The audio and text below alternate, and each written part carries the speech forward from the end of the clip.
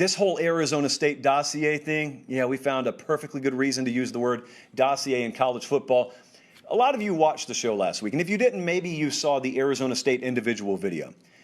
And you remember when this story was breaking last week. If you don't remember, the very, very quick 10-second summary is we had a dead period for 15 months in college football because of COVID. You weren't allowed to take visits anywhere. You weren't allowed to have kids on campus, and Arizona State apparently violated that. Now, again, the evidence has not been put in front of us individually, but Pete Thamel at Yahoo is doing a pretty darn good job of coming as close to it as possible. But I talked about that last week, and I told you it's a big deal. I told you I thought people were going to lose their jobs because of it. And sometimes you guys surprise me. Not often, but sometimes you do. And you surprised me last week because when we did that segment, you came back and said, this is not a big deal. A lot of you did. Hundreds of you in the comments said, this is not a big deal. Yawn collectively. And why are you over dramatizing this? You're misleading even in your video title, which I think said Arizona State may be done. Guys, it is big. I'm not misleading you at all. I think where the disconnect is here is a lot of you are looking at what Arizona State is in hot water for, and you don't like what the letter of the law was. You think that the way the NCAA implemented the dead period and the length of which they implemented that dead period was stupid. And you had a problem when I even suggested that someone's going to be punished for not adhering to that. If you haven't watched this show very often, let the familiar viewers fill you in on the fact that there was no one who railed against the complete and utter stupidity of the way the NCAA handled this, especially towards the end of it, than yours truly.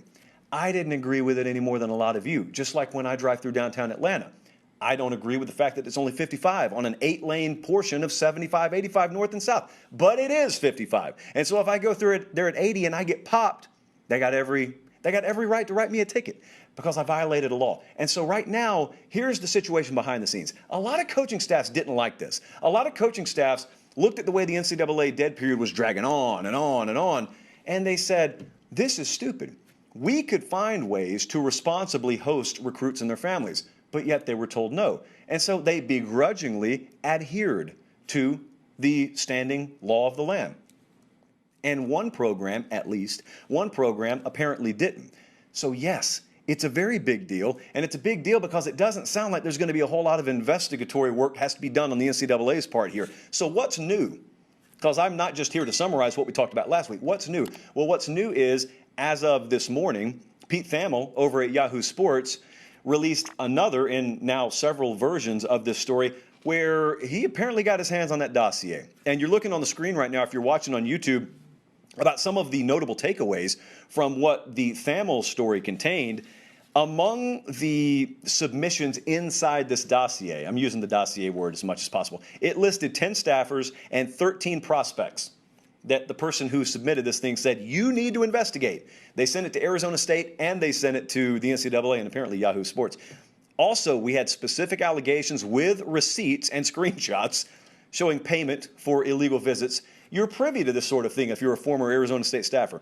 And we had allegedly security camera footage of Herm Edwards with a prospect. Now, here's where it really got juicy. So you'll go later on in that piece. I'm not going to break it down for you, but you go later on in the Pete Thamel story, and it said, we could not, at Yahoo Sports, independently verify that it was Herm Edwards. However, the person in question was wearing a hat very similar to the one that Herm Edwards normally wears. That is quintessential NCAA investigation stuff right there. It's not exactly the FBI we're talking about. Look, here's the takeaway. Again, let me restate very clearly for the folks in the back. It doesn't matter what you and I thought about whether this should have been a rule or how long it should be implemented. It was. And so now I want to remind you what we said last week.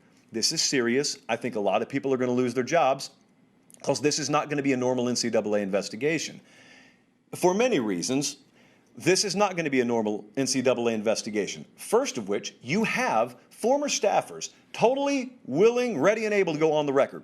Pete Thamel admitted and reported as much in his Yahoo Sports story. Secondly, you've got documentation. You've got screenshots. You've got group text. You've got receipts. You've got all sorts of proof of travel being paid for. Again, according to this story, you have the ability to leverage a prospect's future eligibility against them if they won't cooperate with the investigation. And then you also have the added ability, and in all likelihood they will exercise this, to offer immunity, if you're the NCAA, to offer immunity to prospects in exchange for that testimony. So for all of those reasons, I think this is going to go way quicker, lightning speed in relation to the snail's pace that this stuff normally goes at. And number two, yes, I think it's a very big deal. It's just that our opinion on whether it should or shouldn't have been a rule doesn't really factor in here. It was violated egregiously, it looks like, and there's going to be what to pay for it from Arizona State's point of view. So that's all I'm saying about that. Yes, it's going to happen.